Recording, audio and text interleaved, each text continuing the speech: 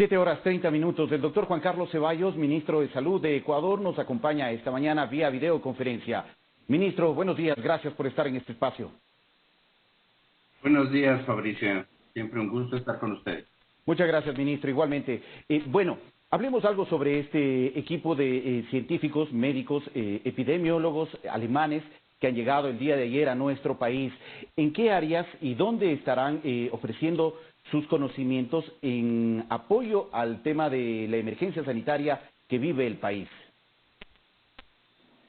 Sí, Fabricio, esta es una ayuda muy importante porque no se trata solamente de una donación, sino de que gente de Alemania venga. Alemania pasó por una fase también muy importante, muy dura respecto a la enfermedad, a la COVID-19.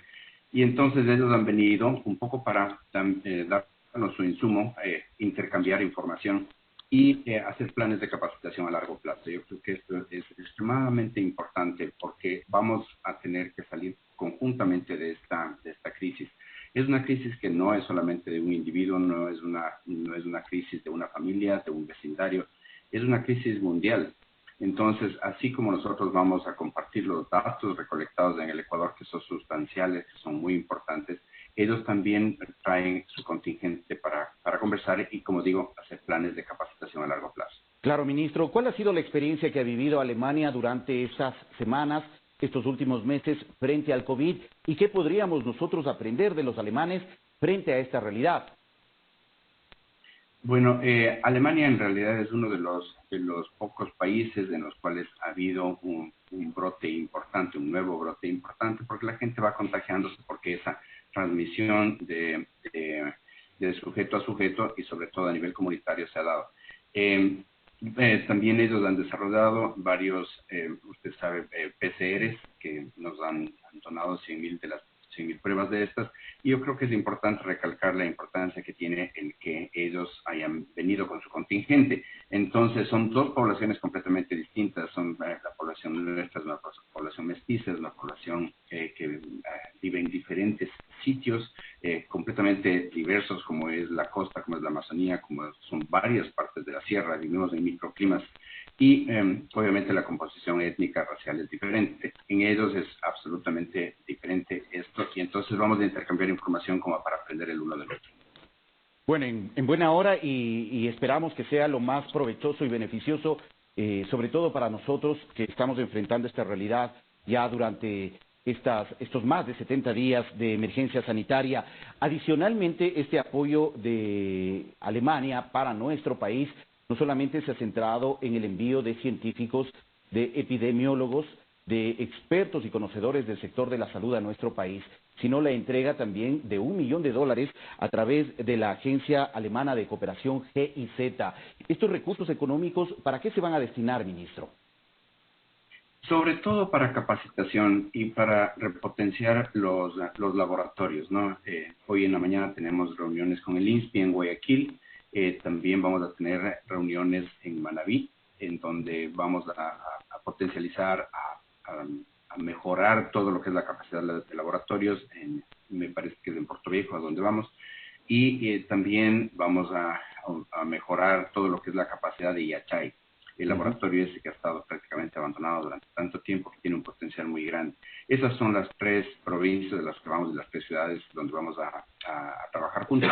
Y de nuevo quiero recalcar que esto es juntos, ellos aprenden de nosotros como nosotros aprendemos de ellos. En esta pandemia nosotros tenemos que salir con una mentalidad globalizada, una mentalidad de compartir datos, de compartir información y de proceder a unas soluciones futuras. Les he hablado y hemos coincidido en varios puntos. Una, esta necesidad de compartir los datos y de trabajar juntos. Segundo, es la parte de la capacitación.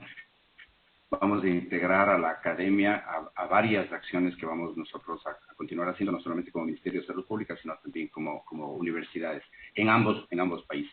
Entonces yo creo que es promisorio esto, la potenciación, como decía, de los laboratorios también es extremadamente importante, y el que las soluciones y la prevención de las enfermedades y la promoción de la salud integre a la comunidad. Estas son cosas en las que hemos conversado ayer, hemos coincidido y que vamos a seguir desarrollando en los próximos meses. Ministro, Es conocido que el día de mañana ya la ciudad de Quito pasa de color rojo a amarillo y ya se empiezan a reactivar progresivamente las actividades en la capital del Ecuador. ¿Qué es lo que pasará con el sistema de salud? El tema de las consultas externas, que es una de las principales preocupaciones de la ciudadanía de forma general. ¿Qué disposición se ha dado desde el Ministerio de Salud sobre este tema puntual? Bueno, mire, yo creo que es beneficioso, va a ser muy beneficioso para la ciudadanía en general el hecho de pasar de rojo a amarillo por varios aspectos. Desde el punto de vista sanitario, como usted bien dice, se va a abrir finalmente la consulta externa. Y esto es crucial porque tenemos pacientes que cerca de 80 días han estado aislados y son personas que necesitan entrar en contacto con su médico, necesitan volver a comprar medicinas, hacer evaluaciones diagnósticas, hacer, como se llama, una especie de refinamiento de sus medicamentos, de su estado clínico, etcétera. Y entonces esa es la razón por la cual al abrir la consulta externa, al tener opciones los pacientes de ver a sus médicos usuales, va a ser excelente, no solamente a nivel del público, del sector público, sino también del sector privado. Entonces, va a ser extremadamente beneficioso. Y también yo creo que abre la oportunidad para que la gente pueda volver a trabajar con todas las medidas. Esto sí, Fabricio, no podemos bajar la guardia.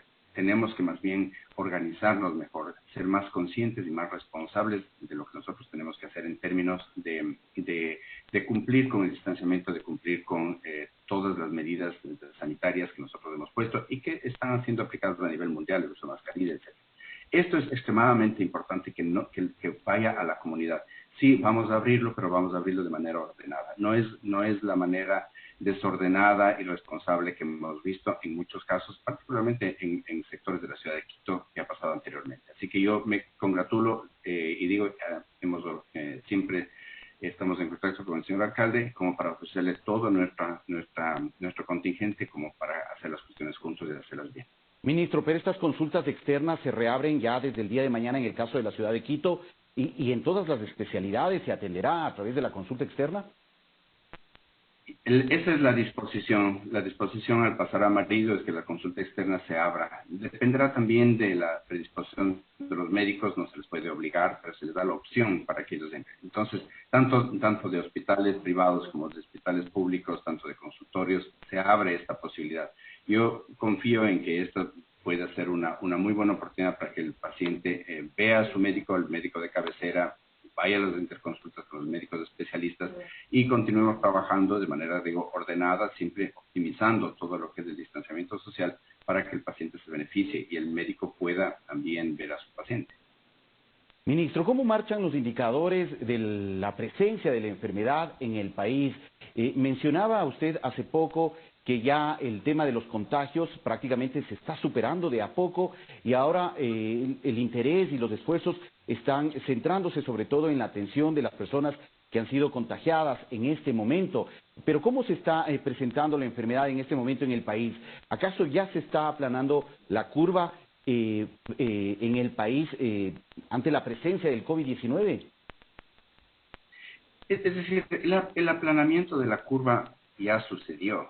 Esto también es importante. Cuando hablamos de contagios, usted ha visto y recordará toda esa curva exponencial que había en términos de Guayaquil, por ejemplo, que subió perdón, solamente Guayaquil, sino Guayas y El Oro en particular, y los ríos.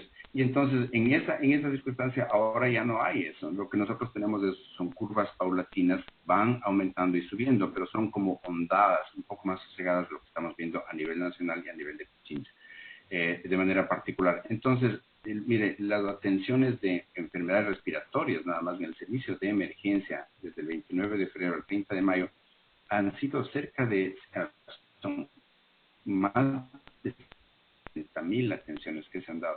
Y llegó a tener un pico de más de 4,700 consultas en un solo día.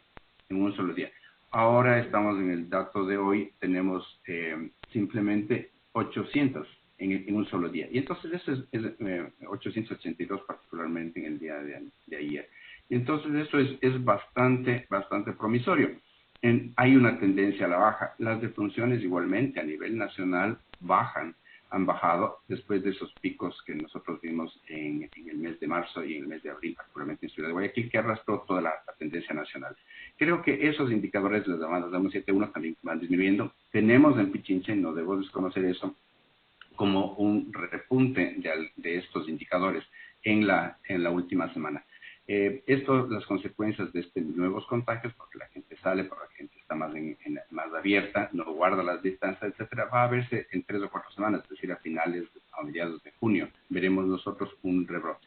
Lo importante y el mensaje para la ciudadanía es que nosotros estamos preparados, hemos contratado muchísimo talento humano, tenemos, por ejemplo, más de 2.850 personas más extras por contratar. Tenemos un suficiente número de ventiladores, tanto que hemos estado, por ejemplo, mandando desde Quito hacia Ambato, hacia Robamba, hacia La Tacunga, donde se necesitan esos ventiladores, porque tenemos una adecuada cantidad en Pichincha y particularmente en Quito. Y frente a esta realidad, a este repunte que se ha registrado en la provincia de Pichincha, ¿hay la disponibilidad para poder atender los casos que se vayan registrando? Porque se habla mucho de que sí, no claro, existiría disponibilidad de camas en algunas casas de salud, ministro. Sí, mire, todavía ni siquiera hemos utilizado ese potencial número de camas de la empresa privada, de hospitales privados, no hemos utilizado como Ministerio de Salud. Creo que estamos organizados bien, hay 2 hospitales mixtos, es decir, que atienden las enfermedades usuales, también las enfermedades de COVID, porque son el Hospital de Peña Espejo y el Hospital de Calderón. Hemos recibido un 30-40% de nuestros pacientes vienen del IES. ¿Por qué? Porque el IES, como hemos dicho varias veces, atiende a una población de un grupo etario más alto y entonces esa es la razón fundamental por la cual ellos se afectan más y necesitan más camas. Pero tenemos suficiente número de camas, estamos haciendo contrataciones rápidas, hemos ampliado, usted ve en el Hospital Pablo Arturo Suárez, tenemos 30 camas adicionales del Hospital Móvil y estamos trabajando también con el Bicentenario, que ha sido una colaboración entre el Ministerio de Salud y Alcaldía.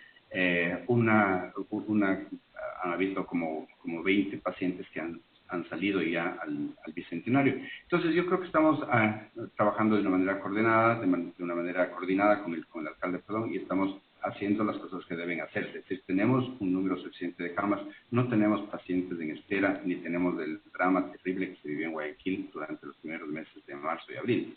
Esto es diferente en Quito. Pichincha nos dio la oportunidad de prepararnos mejor y así lo estamos haciendo. Ministro, ya estamos cerrando este espacio de entrevista, pero no quisiera dejar de lado un tema. El día de ayer se salió a la luz pública una nueva denuncia de un posible acto de corrupción en un proceso de compra de insumos médicos para enfrentar el tema de la emergencia sanitaria en el Hospital Julio Endara en Conocoto. ¿Qué es lo que se conoce al respecto y qué es lo que está haciendo el Ministerio de Salud frente a esta presencia de denuncias que no han parado durante estos días, que están involucrando al tema de la compra de insumos médicos durante esta época? Sí, mire, lamentablemente seguimos viendo estos casos de corrupción en un momento en el cual nosotros tenemos que trabajar juntos y tenemos que ser sensibles para atender a las personas que más lo necesiten. Sin embargo, siguen saliendo. Esta es una denuncia que ha sido puesta en conocimiento de las autoridades de justicia para su debida evaluación. Y esa es la razón por la cual no voy a entrar en detalles, tengo conocimiento, hemos hecho un análisis de la situación y como digo, como es una investigación en curso, no voy a comentar mucho, pero estamos siempre pendientes y tenemos una línea 1-800 denuncias dentro del Ministerio de Salud para aceptar, para aceptar y receptar cualquier tipo de denuncia. Estas son cosas que no pueden pasar. En esta administración nosotros no toleraremos que se robe un centavo y peor dentro de un problema de una pandemia tan grave como es la que vive el país. En el caso del Hospital Julio Endara, ¿se ha tomado ya decisiones o acciones a nivel administrativo? Bueno, el señor gerente renunció, el director renunció, perdón, y entonces hemos hecho, como le digo yo, una evaluación de lo que ha sucedido en el hospital, me apena decir, Esa es la razón por la cual nosotros pasamos de las autoridades. Las acciones que hemos hecho son el mandar a las autoridades de información que nosotros tenemos y abrir la posibilidad de que esa información, esa investigación siga su curso y vamos a apoyar todo lo que sea necesario para esclarecer los hechos. Gracias, ministro, por la información compartida. Encantado, Fabricio. Buen día. Muchas gracias, ministro. También un buen día. Agradecemos al ministro de Salud Pública del Ecuador, Juan Carlos Ceballos, por ofrecernos información relacionada a la cooperación internacional para enfrentar la situación de la emergencia sanitaria en el país.